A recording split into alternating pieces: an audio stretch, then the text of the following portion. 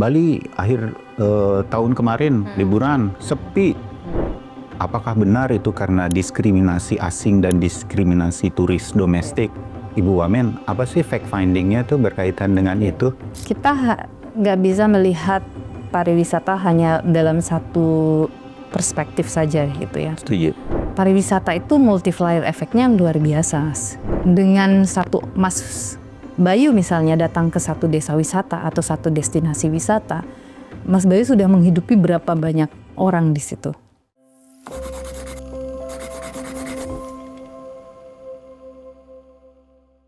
Halo, ketemu lagi dengan saya Bayu Sutiono untuk podcast Singkat Berita atau podcast Siber.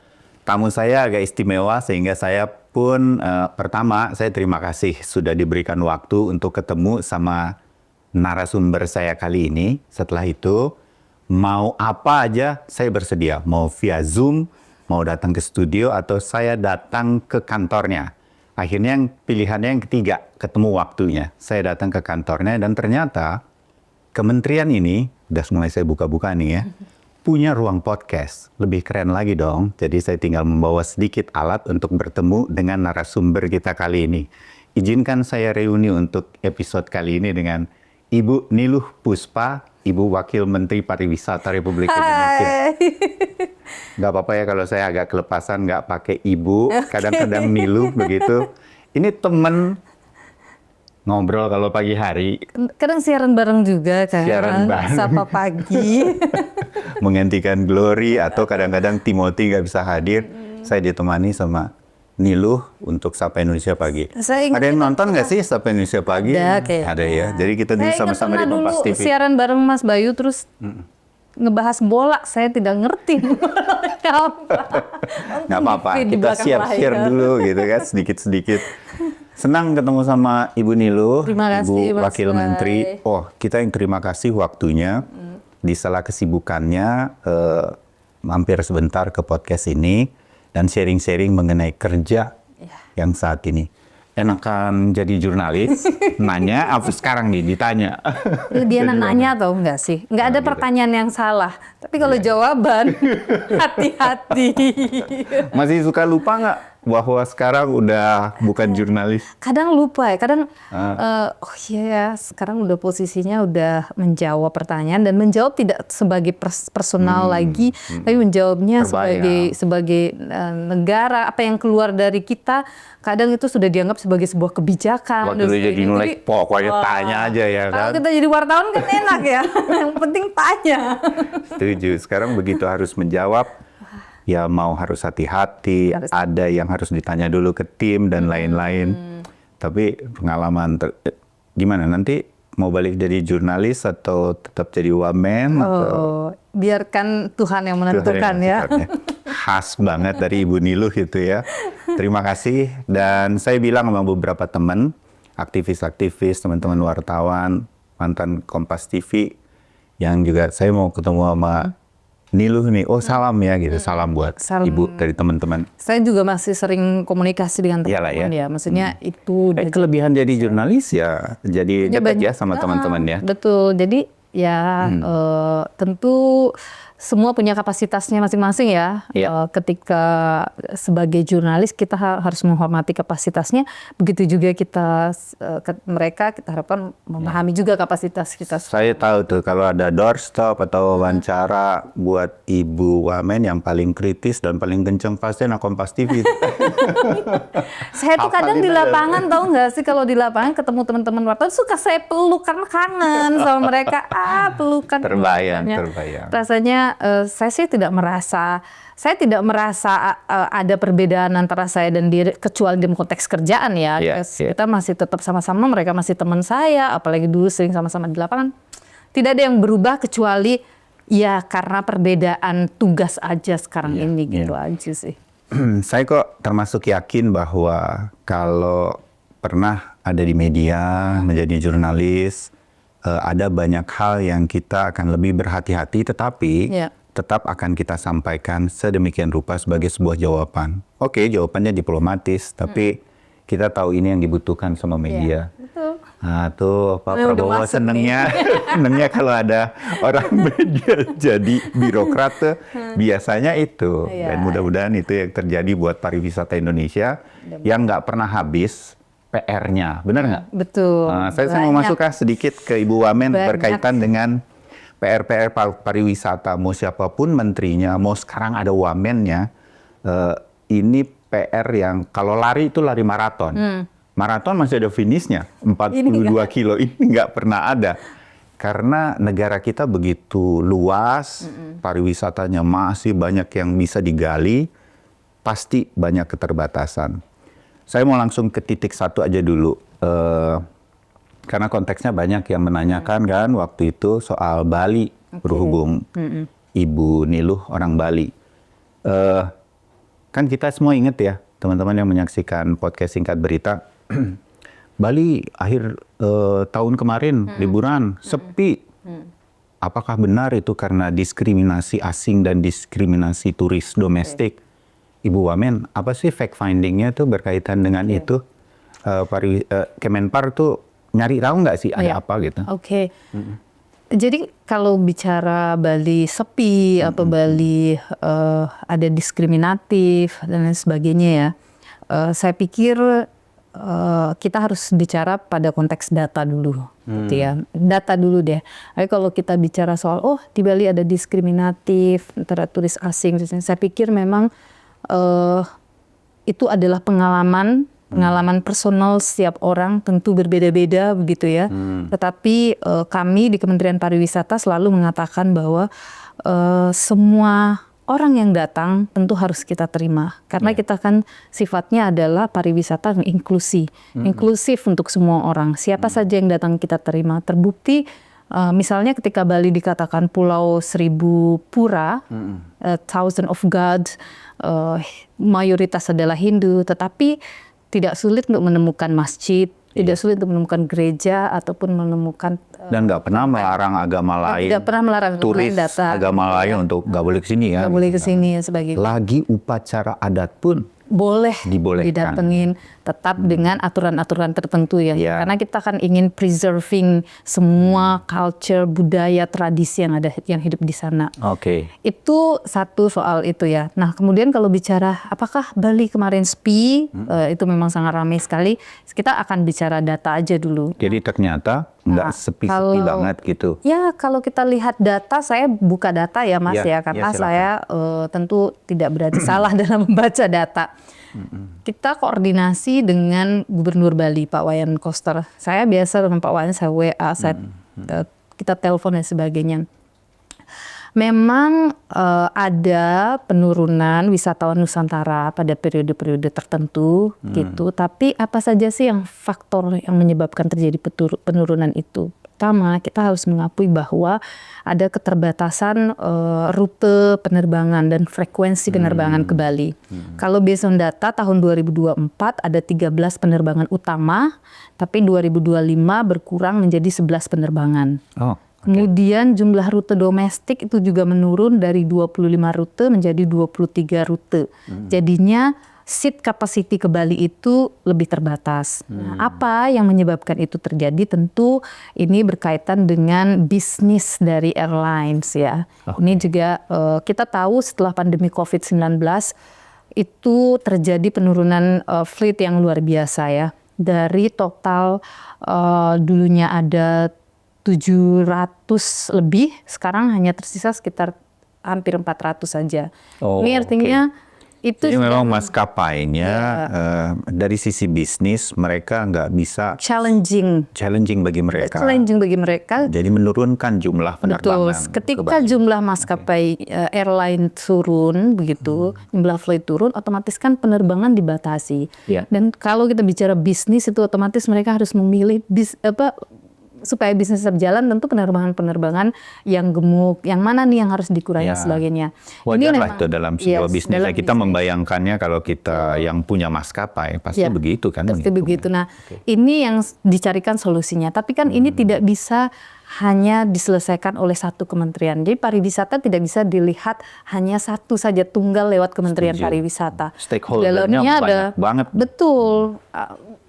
hampir seluruh kementerian Bahkan kita masyarakat Indonesia punya termasuk termasuk sebenarnya. di dalamnya gitu. Jadi Ya. itu yang kemudian kan kita tahu ada hujan, banjir, pemberitaan yang memang waktu itu hujan banjir masif sekali.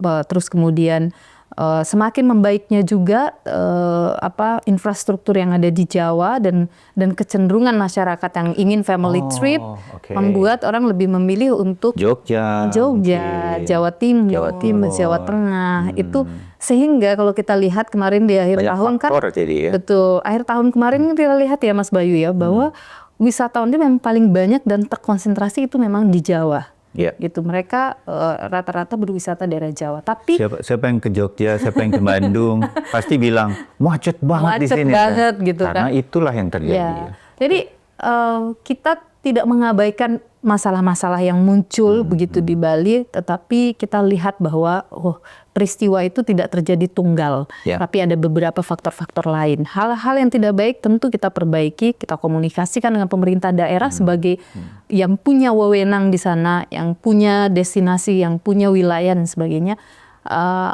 Kalau itu adalah satu masalah, bagaimana kita solve this problem for the next year? Termasuk misalnya banjir. Tiap tahun sebenarnya Betul. dengan musim penghujan bukan hanya Denpasar atau Bali yang banjir. Hampir semua kota kan sebetulnya banjir. Bahkan Jakarta Iya. yang sekarang kita sebut masih ibu kota. Nah, hal semacam inilah yang sama pemerintah daerah. Karena Bali ini kan salah satu prima donanya destinasi. Betul. Jadi cepet banget kalau ada apa-apa mau Bali tuh Bali itu udah sering aja gitu. apapun itu akan selalu jadi headline. Iya. Tapi kalau kita lihat jumlah kunjungan ke Bali tahun 2025 itu meningkat, Mas. Baik dari kalau kita lihat dari sisi wisatawan wisatawan mancanegara, itu angkanya di 6,9 juta kunjungan. Dan itu menguasai sekitar 45% lebih jumlah wisatawan yang masuk ke Indonesia sepanjang 2025. Oh, Wisman-nya ini meningkat. Betul, dan itu meningkat 9,7% dibandingkan tahun 2024. Jadi artinya ada pertumbuhan yang kita lihat cukup positif. Ya, Ibu Wamen, kalau tadi wisatawan mancanegaranya meningkat begitu ya. Kalau wisatawan Nusantaranya bagaimana ke Bali? Nah, ini juga mengalami peningkatan. Jadi kalau dari data yang disampaikan the whole year di di Bali itu naik 17%, sekitar 17%. Dari sebelumnya 22 juta menjadi 26,6 juta kunjungan sepanjang tahun 2025 begitu. Jadi ya fluktuasi itu biasa ya Mas ya, terjadi pada momen tertentu naik, pada momen tertentu turun, itu biasa terjadi. Tapi kita lihat bahwa trennya masih positif begitu. Yes, betul ada banyak yang perlu kita benahi, tetapi kita lihat bahwa ini jangan sampai mematahkan semangat teman-teman yang ada di Bali gitu loh Mas. Mancanegara naik, Nusantara, wisatawan Nusantaranya juga naik ya. Mengalami kenaikan. Memang benar nih netizen kalau begitu. Ya kan, fact finding-nya. Kita anggap itu sebagai masukan juga bahwa kita juga perlu untuk tentu masih perlu meningkatkan jumlah kunjungan, tetapi the whole year untuk 1 tahun pariwisata Indonesia, Mas, target kita 2025 itu kan di top bawahnya itu adalah 14 juta, top atasnya 15 juta target kita secara nasional. Dan tahun ini kita sudah achieve 15,4 juta, artinya kita sudah melampaui target gitu. Jadi kita melihat itu sebagai satu yang positif, tapi itu juga jadi challenge buat kita karena tahun ini 2026 target kita itu adalah 16 hingga 17,6 juta kunjungan gitu. Tentu itu siapa yang naikin sih? Target yang sudah given dalam RPJMN kita gitu. Bukan main ya. Iya, jadi memang ada banyak PR, tapi juga butuh banyak kolaborasi. Ini kita masih bicara soal Bali dan ternyata hal semacam ini dari Ibu Wamen kita dapat penjelasannya. Memang kadang-kadang kita memantau apa yang terjadi di media sosial kan. Ada orang mengeluh dan lain-lain. Diskriminasi mungkin dialami sama si Bayu. Tapi jangan kemudian kita banyak terpengaruh. Kita mengerti ke orang di Bali itu sangat menghargai wisatawan dari manapun kan. Hal semacam ini tuh harus kita yakini dan sudah bertahun-tahun menjadi tradisi. Pak Prabowo paling akhir nih, sedikit saja mengenai Bali, sampah katanya. Bukannya itu masyarakat di Bali itu di Pantai Kuta dan lain-lain itu kan sangat cepat tuh kalau ada soal-soal sampah begitu. Tapi kali ini memang apalagi yang terjadi sampai sampahnya memang begitu menumpuk. Ada sesuatu yang berbeda juga, itu gimana? Jadi kemarin dari akhir tahun 2024 kita sudah banyak mendapatkan input soal masalah sampah ini, Mas. Di Bali? Di Bali juga. Nah, kita di awal tahun lalu dengan Kementerian LH, Pak Menteri LH langsung kita turun untuk melakukan aksi bersih-bersih pantai. Masalah sampah ini memang ada banyak faktor ya di dalamnya. Tentu adalah kesiapan dari pemerintah daerahnya sendiri dalam penanganan sampah, kemudian juga edukasi kepada masyarakat tentang bagaimana menangani sampah rumah tangga di dalam rumah, dan kemudian kemarin itu juga karena cuaca angin dan lain sebagainya. Itu biasanya terjadi. Saya berapa kali membaca berkaitan dengan sampah di Pantai Kuta itu kan sebenarnya sampah bawaan kiriman. Betul. Jadi dari yang masuk Jawa. Dari Jawa, dari tengah laut, dibawa oleh laut sampai ke Pantai Kuta dan lain-lain. Betul, Pantai Jimbaran. Dan kami Kedonganan waktu itu dengan Pak Menteri LH dari Kuta, Jimbaran sampai Kedonganan itu kita lakukan aksi bersih-bersih pantai. Dan terus dipikirkan bagaimana nih solusinya supaya sampah-sampah ini tidak begini terus kan gitu. Nah, kemudian setelah sekali lagi sampah ini kan sebenarnya ada di ranah kementerian yang lain ya Mas ya gitu. Nah tapi kita berkomunikasi terus. Tahun ini ada beberapa solusi ya yang kemudian dilakukan oleh pihak dan dikomandani oleh Kominfo Pangan untuk melakukan jadi sampah ini datang tuh dari sungai masuk ke laut. Nggak mungkin lautnya sendiri ada sampahnya gitu kan. Nah nanti itu akan dilakukan penutupan. Jadi semacam ada itu trash barrier begitu. Jadi ada pintu filternya. Sehingga sampah tidak nyampe ke laut di sungai-sungai. Di muara sungai sebelum dia sampai ke laut sudah ada filter supaya sampah nggak masuk ke laut. Karena ini nanti bisa terbawa sampai bahkan ke Pulau Bali. Betul. Gitu. Nah ini yang kemudian coba dilakukan. Ini akan coba dilakukan. Nah kalau kami dari Kementerian Pariwisata atas arahan Bu Menteri dari tahun lalu kita sudah punya program namanya Gerakan Wisata Bersih. Dan itu masuk dalam flagship program kami. Nah Gerakan Wisata Bersih ini kami bagaimana meningkatkan awareness baik itu wisatawan, pengelola destinasi, pemerintah daerah dan masyarakat bahwa masalah kebersihan destinasi itu hal yang sangat penting, kunci sekali untuk meningkatkan daya saing destinasi kita sehingga kita bisa bawa lebih banyak wisatawan datang. Karena wisatawan kalau misalnya tempatnya kotor dan lain sebagainya orang nggak mau datang gitu kan. Apapun indahnya. Iya, Mas Bayu juga males kan datang kalau itu udah jadi pengen ke sana tapi sana kotor banget atau toiletnya jorok sehingga concern dari Gerakan Wisata Bersih waktu itu adalah dan kita lanjutkan terus tahun ini yaitu destinasi yang bersih soal sampah dan toilet yang berarti ini nggak hanya untuk Bali dong? Ini tidak hanya untuk Bali. Jadi seluruh Indonesia. Tempat pariwisata di tapi Indonesia. Ini adalah salah satu lokusnya adalah Bali karena Bali adalah destinasi pariwisata regeneratif kita gitu. Dan dengan adanya arahan Bapak Presiden kemarin itu kemudian membuat kami lebih semangat lagi nih. Dan akhirnya di Bali saat ini baik Pak Gubernur, kemudian para bupati, wali kota itu juga semangat untuk melakukan bagaimana agar destinasi-destinasi, tempat-tempat, jalanan ini tidak hanya sebenarnya kepada destinasi ya, the whole city kan gitu ya. Karena orang berwisata nggak mungkin hanya tiba-tiba udah nyampe aja di Kuta, tapi pasti melewati itu harusnya semuanya itu bersih. Terbayang. Mudah-mudahan ini pelan tapi pasti bisa berjalan. Dan sekali lagi banyak pihak yang terlibat. Betul. Tinggal bagaimana salah satu kementerian yang terlibat, Kementerian Pariwisata. Cuma kalau soal Bali kayaknya orang langsung Kementerian Pariwisata. Banget yang terlibat. Itulah istimewanya Kementerian Pariwisata. Apapun itu pasti Kementerian Pariwisata. Oh, titipan sedikit Ibu Wamen. Oh, ada titipan-titipan juga yang nggak boleh. Iya, ini teman-teman yang banyak nanya soalnya. Kenapa sih mumpung ketemu Ibu Wamen kan? Jadi kenapa? Tadi sebetulnya saya kelewat. Udah sedikit mungkin ada hubungannya dijelaskan berkaitan dengan challenging di maskapai penerbangan sebagai bisnis ya.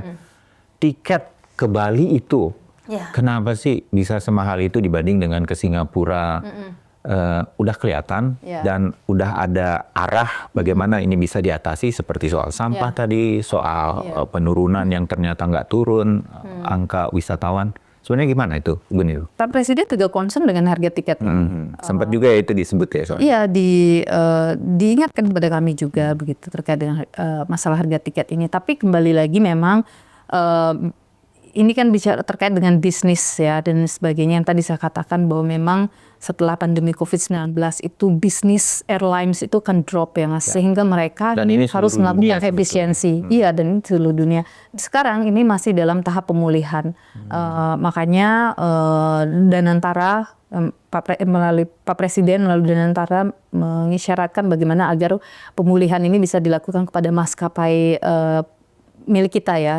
Sehingga semakin banyak pesawat kita punya, tentu semakin banyak rute bisa kita buka, bisnis supply and demand itu bisa balance lah. Saat ini kan tidak balance ya. Di luar daripada itu, karena Pak Presiden sangat concern dengan konektivitas ini, penerbangan dan harga tiket dan sebagainya, sehingga adalah kebijakan penurunan harga tiket pada momen-momen tertentu, yaitu pada saat libur Nataru, kemudian Lebaran dan libur anak sekolah. Nah, di tahun ini, kalau tahun lalu libur Lebaran tiketnya diskon 14%. Tahun ini sudah naik 17 hingga 18%. Diskonnya ya? Diskon tiket pesawat. Ini adalah opsi yang kita berikan, atau ini ada solusi yang diberikan oleh pemerintah, tentu sambil selalu berusaha dan sekarang terus dilakukan bagaimana agar secara permanen harga tiket ini bisa kita turunkan. Tidak hanya pada saat tertentu atau liburan. Yang utama tentu harus menyehatkan bisnis airlines kita gitu. Nah, tentu itu butuh proses dan sebagainya. Terus kemudian juga ada komponen-komponen, karena saya tidak punya kapasitas dalam membicarakan itu, tapi ada banyak komponen yang menentukan harga tiket. Nah, ini yang harus dicarikan solusinya oleh pihak-pihak terkait, tentu yang saya tahu karena sedari awal kami menjabat, kita sudah duduk bersama semua stakeholder untuk membicarakan penurunan harga tiket ini. Bukan hal yang mudah, tetapi terus diupayakan. Dan saat ini solusi memang belum permanen, tetapi mudah-mudahan kedepannya bisa. Jangan takut Bu Wamen, kita bantu doa minimal ya kan. Sebab kalau itu pelan-pelan terjadi, minimal sekarang di masa libur, itu aja sebenarnya udah cukup. Tapi mudah-mudahan lebih bisa permanen lagi. Tidak terlalu jauh harganya dibanding dengan libur, kita bisa melihat Indonesia kan. Bukan hanya Bali, kemana-mana sampai ke Indonesia Timur yang pasti banyak. Semua orang harus lihat Indonesia Timur ya kan sebenarnya. Pokoknya ada, kalau dalam pariwisata tuh ada 3 hal Mas. Ada 3A namanya ya, aksesibilitas, amenitas dan atraksi. 3 komponen ini kunci dalam kita meningkatkan pariwisata kita. Aksesibilitas tentu berkaitan dengan bagaimana orang mudah mengakses destinasi-destinasi itu. Kemudian di dalamnya ada amenitas, bagaimana ketersediaan hotel, fasilitas pendukung yang membuat orang wisatawan menjadi nyaman. Kemudian atraksinya, ada event kah di sana, apa yang mereka bisa lakukan di destinasi itu sehingga mereka akan datang lagi dan datang lagi. Dan kita terus mengupayakan agar 3A ini semakin berkualitas, semakin berdaya saing, semakin banyak yang datang ke Indonesia. Ada A yang keempat Bu Wamen. Apa yang keempat? Ada Ibu Menteri dan Ibu Wamen Kementerian Pariwisata. Saya ngarang-ngarang aja. Yang saya kok ngelihatnya paling nggak dari ngobrol kali ini sama Ibu Wamen, sebetulnya ada terus langkah-langkah yang diupayakan. Iya kan? Dan itu memang masalah-masalah klasik yang harus terus dikerjakan, dicari solusinya. Nah, Bali nanti akan sambar menyambar dengan semua tujuan wisata yang lainnya, dan tidak tertutup kemungkinan harapan-harapan kita muncul Bali baru, ya kan? Dan ini sudah mulai terjadi. Ada Indonesia Timur dan kota-kota lainnya. Mudah-mudahan makin terjangkau. Nah, saya mau balik ke sedikit Kementerian Pariwisata yang selalu jadi sorotan kalau bicara soal destinasi ini. Sekarang kan menterinya satu, Ibu Menteri, Bu Widi, terus ada Ibu Niluh, Ibu Wamen. Ini kerjanya jadi satu atau punya tugas masing-masing gitu. Kalau punya tugas masing-masing, tugasnya Bu Wamen apa? Oke. Saya ini kan wakil Boleh tahu menteri ya? Boleh, bukan rahasia. Saya ini kan wakil ya. Wakil ini ditugaskan untuk membantu menteri. Sehingga saya melakukan apa yang ditugaskan oleh Bu Menteri kepada saya. Jadi semuanya ada kendalinya ada di tangan Bu Menteri gitu. Dan saya sangat bersyukur ya Bu Menteri orangnya begitu detail dan apa saya katakan sangat teliti dan sebagainya, sehingga itu membantu saya dalam banyak hal gitu. Dan kita punya 5 flagship program saat ini. Yang pertama ada soal keselamatan berwisata, kemudian yang kedua adalah pariwisata berkualitas dengan mengembangkan yaitu gastro, wellness, marine tourism, wastra tourism, heritage tourism, culture, sebagainya. Terus kemudian peningkatan kebersihan destinasi lewat gerakan wisata bersih. Terus kemudian yang ketiga kita ada event by Indonesia. Itu kita mendorong event-event berkualitas bisa tumbuh dan tarafnya bisa naik ke taraf internasional. Kemudian ada kita juga mendorong bagaimana agar event-event ini bisa nantinya perizinannya bisa lebih cepat, lebih mudah dan sebagainya. Kemudian juga ada Tourism 5.0, digitalisasi, AI. Kita sudah revamping, kita punya website dan kita sudah menambahkan AI di dalamnya untuk travel companion begitu bagi wisatawan. Dan yang kelima desa wisata. Nah, saya kalau Bu Menteri menugaskan saya pekerjakan GWB, saya kerjakan GWB dan sebagainya gitu. Tapi memang concern penuh ditugaskan oleh Bu Menteri adalah desa wisata. Buat Ibu Wamen? Iya, betul. Desa wisata, tapi selalu saya katakan ini tuh tidak yang kayak Bu Wamen kerja desa wisata terus sendirian, enggak. Ini tuh selalu Bu Menteri menemani, Bu Menteri mendampingi, memberi arahan dan lain sebagainya ya. Nah, desa wisata ini salah satu program prioritas kami di Kementerian Pariwisata. Jadi saya mau bilang nih sama penontonnya podcast Singkat Berita, kalau nanti muncul banyak desa wisata, ini salah satunya ada Kementerian Pariwisata di bawah arahan Ibu Bu Menteri, dibantu sama Ibu Wamen untuk terus menggalakkan ini. Karena sebenarnya kan ada nih 1-2 desa wisata yang mungkin kita udah kenal atau pernah kita pernah nggak ke desa wisata? Oh iya dong, di Bali udah pernah. Aku lupa itu namanya Penglipuran. Penglipuran. Itu yang belum pernah ya. Best Tourism Village by UN Tourism. Betul, sampai saat ini dan harus ke sana kalau ada yang belum pernah. Ngopi dan duduk bareng sama warga di sana seru banget. Dan beberapa kota lain juga sudah mulai bangkit. Jogja, Wukir Sari itu menang sebagai Best Tourism Village juga. Terbaru Pemutaran di tahun ini menang, Pemutaran di Bali itu menang juga. Nah, Mas, desa wisata itu ada kekuatan. Setuju. Kekuatan kita. Jangankan mancanegara nih ya, Nusantara aja tertarik loh, pengen tahu kita itu ya. Mas Bayu kalau bawa anak-anak pasti ingin anak-anak itu beraktivitas, ngobrol sama orang sebagainya, itu bawanya ke desa, nggak mungkin bawanya ke mall. Ke mall nggak akan bisa melakukan sama lah mall di mana-mana ya. Pasti bawanya ke desa gitu kan. Nah, desa wisata ini adalah kekuatan besar kita untuk pariwisata masa depan yang lebih inklusif, lebih berdaya saing dan juga berkelanjutan. Kenapa, Mas? Tren wisata kita ke depan itu adalah wisatawan itu mencari culture, nature, kemudian terikat atau bisa dengan masyarakat lokal. Kemudian mereka juga mencari yang less crowd, artinya tidak terlalu padat. Kemudian mereka juga mencari sesuatu yang lebih original. Nah, itu semua ada di mana? Di Indonesia itu kekayaan kita semua itu kan harusnya. Itu kekayaan kita semua dan itu semua bisa ditemukan di setiap desa-desa yang kita miliki. Gitu. Nah, kan mereka nggak bisa sendirian, harus dikuatin. Kan ada yang sudah sedemikian rupa seperti di Desa Penglipur membangun itu entah tuh siapa yang dulu membimbing sedemikian rupa. Tapi ini kan bisa jadi efek domino yang kemudian di copy paste. Iya. Bu Wamen, apa yang kemudian dilakukan agar desa-desa wisata ini lebih muncul? Iya. Ya, yang terbayang bersama tim dan kemudian jangan-jangan banyak juga yang bisa Iya.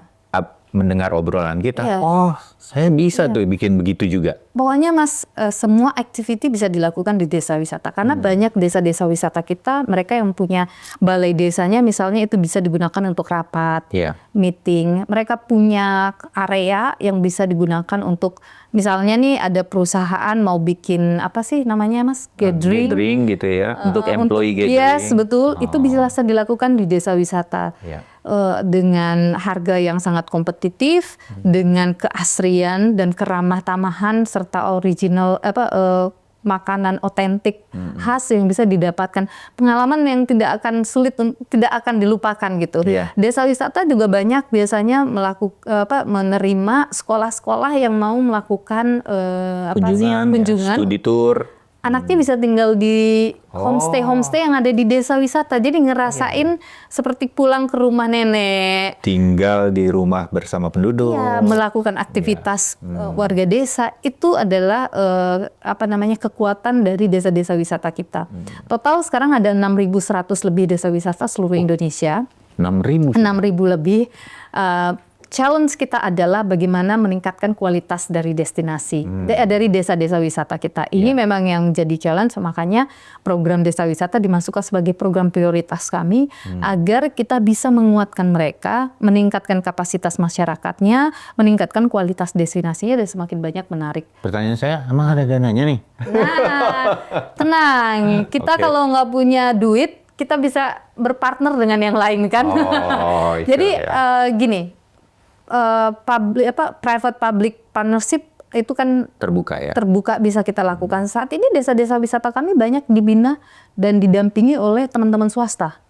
Baik itu yang BUMN maupun non BUMN, Mas. Dan saya dari tahun lalu sampai dengan tahun ini tuh konsisten mengajak teman-teman swasta untuk kolaborasi di destinasi-destinasi di desa-desa wisata kita. Jadi desa wisata binaannya A, binaannya B, binaan C.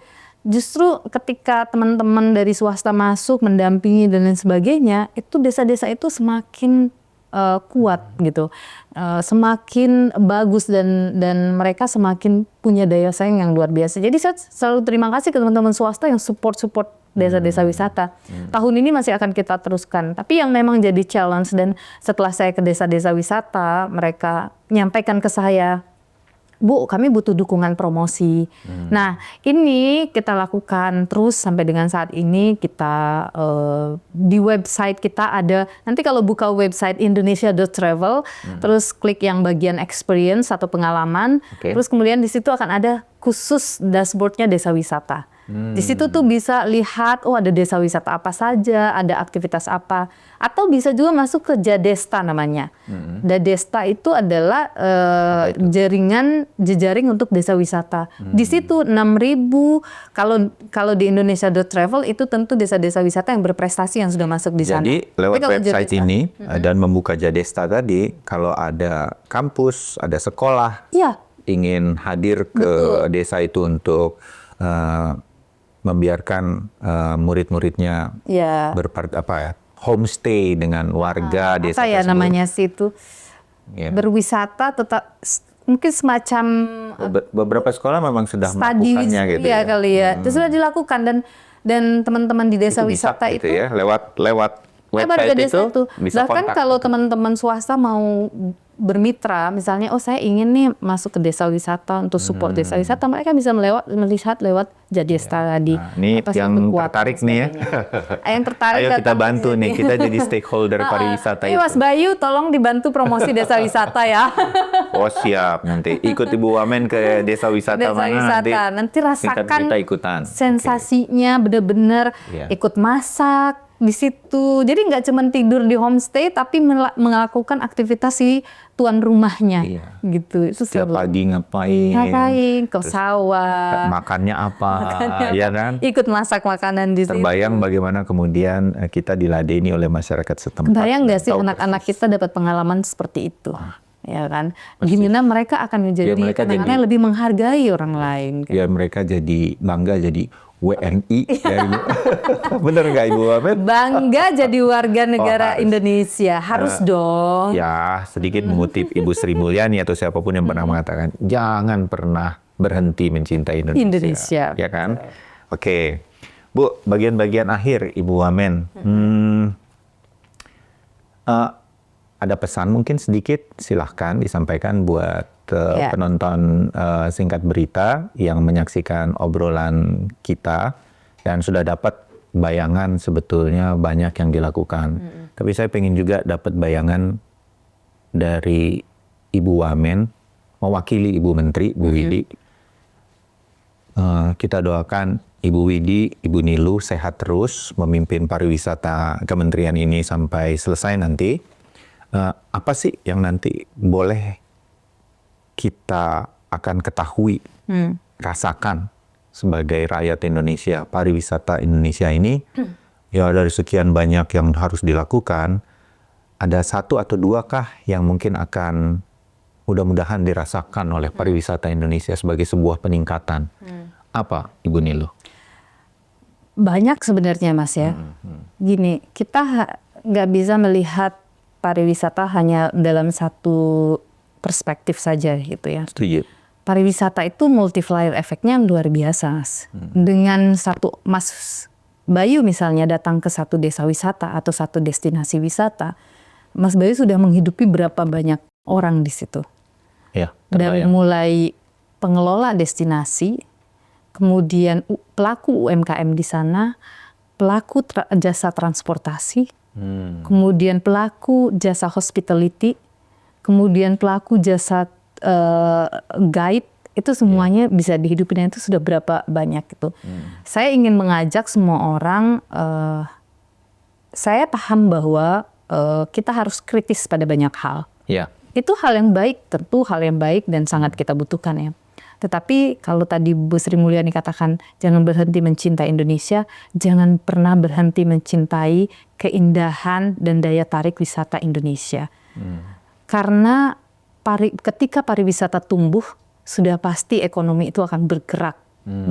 Sudah pasti rodanya akan terus berputar. Dalam satu event yang diselenggarakan, ada banyak yang kemudian terlibat, ada banyak orang yang terlibat di dalamnya, ada banyak orang yang hidup di dalamnya.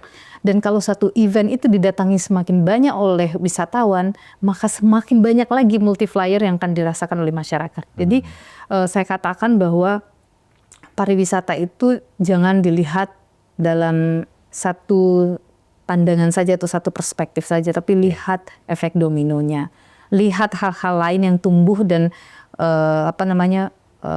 bergerak beriringan pada saat pariwisata Indonesia itu tumbuh. Kami di sini terus berupaya bagaimana agar setiap tahun jumlah wisatawan semakin meningkat.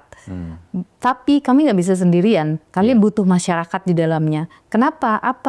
Kenapa masyarakat dibutuhkan? Karena merekalah aktor utama pariwisata itu. Mereka lah yang membuat pariwisata itu hidup, gitu. Karena kalau nggak ada masyarakat, nggak ada pariwisata itu. Kalau nggak ada manusia, nggak ada pariwisata itu. Gitu. Yang menghidupkan, yang membuat satu destinasi itu, misalnya ada pantai yang indah, tidak akan terasa indah kalau tidak ada masyarakat yang hidup di dalamnya, gitu. Jadi saya katakan jangan lupa jalan-jalan di Indonesia aja, Mas. Iya ya. Oke, baru berapa bulan sih Bu jadi wamen? Aduh, saya tepuk tangan ya berdua. Tahun ya. 1 tahun ya. 1 tahun. 1 tahun yang challenging. Ya, bisa dimengerti di awal-awal. Tapi mudah-mudahan saya secara pribadi dan pasti banyak yang mendoakan Ibu Menteri, Ibu Wamen, Ibu Niluh bisa terus menjalankan hal-hal yang menurut saya nih ngobrol sama Ibu Niluh langsung, dengerin langsung seperti ini. Kita nggak pakai daftar pertanyaan dan apa gitu, kira-kira aja tadi sebelum kita mulai, rasanya Ibu Niluh udah tahu betul mengenai pariwisata Indonesia, selalu belajar, tinggal kemudian menjalankannya dengan konsisten dan mendapatkan bantuan dari kita nih masyarakat Indonesia yang mencintai pariwisata Indonesia. Betul, dengan segala lebih dan kurangnya, ayo kita perbaiki bersama, gitu ya, Bu Niluh. Betul. Saya tadi lupa menyampaikan ya terkait dengan sampah di Bali. untuk salah satu solusi yang diarahkan oleh Presiden, diberikan arahan oleh Presiden adalah kan waste to energy ya Mas ya. Ya. Dan diprioritaskan pembangunannya adalah salah satunya di Bali. Ada 3 yang akan diprioritaskan tahun ini untuk kita groundbreaking. Dan ada Bali, kemudian ada Jakarta, satu lagi saya lupa Surabaya kalau nggak salah. Ya. Jadi itu adalah langkah jelas yang diambil oleh negara. Langkah konkret lagi Ya. yang kemudian nanti akan bisa ditiru di banyak tempat di Indonesia. Ya. Mengelola sampah sedemikian rupa sehingga kemudian menjadi sesuatu yang ya bisa lebih berguna. Ya. Dan itu butuh dukungan dari Ya. teman-teman di daerah. Oh, oke. Ya, itu yang paling penting teman-teman di daerah. Makanya dari koordinasi antara pusat dan daerah itu harus baik dan harus betul-betul kuat gitu. Karena tidak ada masalah yang bisa diselesaikan sendirian. Selalu harus ada banyak pihak yang ikut terlibat di dalamnya. Iya. Ibu Niluh, Yes. Ibu Wakil Menteri Pariwisata Republik Indonesia, terima kasih banget. Iya, makasih loh. Bisa reunian. Walaupun ini nggak ada makanan yang biasa kita pagi-pagi di studio Kompas TV. Puasa ya. Puasa. Tetapi terima kasih untuk ngobrolnya dan kapan-kapan kita ngobrol lagi. Kalau perlu undang Singkat Berita untuk ikut kunjungan Ibu meninjau sesuatu yang udah konkret, yang bisa melibatkan masyarakat dan meningkatkan pariwisata. Terima kasih banyak. Itu kita ajak jalan-jalan di desa wisata ya. Boleh, ya yang dekat-dekat juga dulu boleh supaya orang punya gambaran mengenai desa wisata. Ibu Niluh, makasih banyak. Makasih banyak. Salam Mas untuk Ibu Bayu. Menteri. Yes. Sehat terus, selamat bertugas. Terima kasih. Ya, oke. Nah, itu dulu obrolannya. Saya singkat saja menutupnya. Pokoknya dukung pariwisata Indonesia. Kita semua bertanggung jawab dan ini peran kita semua untuk meningkatkan pariwisata Indonesia. Kementeriannya, menurut saya sudah menjalankan yang memang konkret harus dilakukan. Kita bantu itu semua. Sampai jumpa di episode lainnya. Saya Bayu Sutiono pamit.